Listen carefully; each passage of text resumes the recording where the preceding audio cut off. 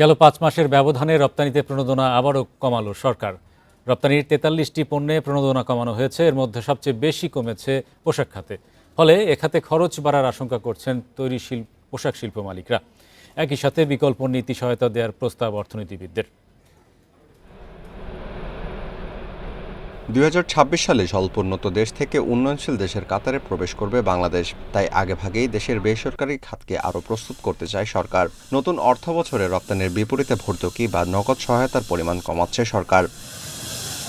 এখন জন্ম সনদ দিয়ে খোলো বিকাশ স্টুডেন্ট অ্যাকাউন্ট। নিজের বিকাশ নিজে কর। ফেব্রুয়ারিতে প্রণোদনা এক দফা কমানোর ৫ মাসের মধ্যে দ্বিতীয়বারের মতো ৪৩টি রপ্তানি পণ্যে প্রণোদনা কমিয়েছে কেন্দ্রীয় ব্যাংক।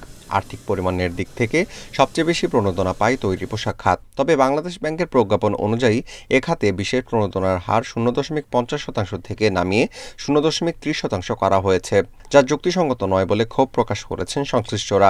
এই সংকটের মধ্যে এখন ইনসেনটিভটাকে প্রত্যাহার করা বা কমিয়ে দেওয়ার সময় কিন্তু এটা না।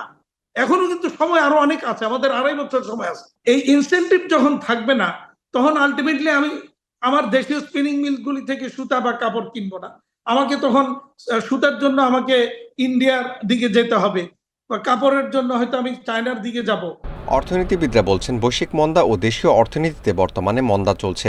এমন পরিস্থিতিতে প্রণোদনা অর্ধেক কমানোর ফলে চ্যালেঞ্জের মুখে পড়বে রপ্তানি খাত। এতে দেশের রপ্তানি বাজার অন্য দেশেও চলে যেতে পারে বলে মনে করছেন তারা।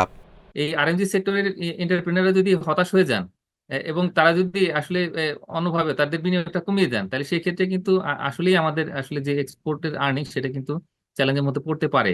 আর ইতিমধ্যে তাদের আসলে অনেক খরচ বেড়ে গেছে ব্যবসার। বিশেষ করে যে ঋণের সুদের হার সেটা কিন্তু ১৫-১৬% মতো হয়ে গেছে। তো এটা নিয়ে তাদের ব্যবসা করাটা অনেক কঠিন হয়ে যাচ্ছে। তাই প্রণোদনা কমালেও বিকল্প নীতি সহায়তা দেওয়ার প্রস্তাব দেশের অর্থনীতিবিদদের। Amirul Islam, independent news, Dhaka.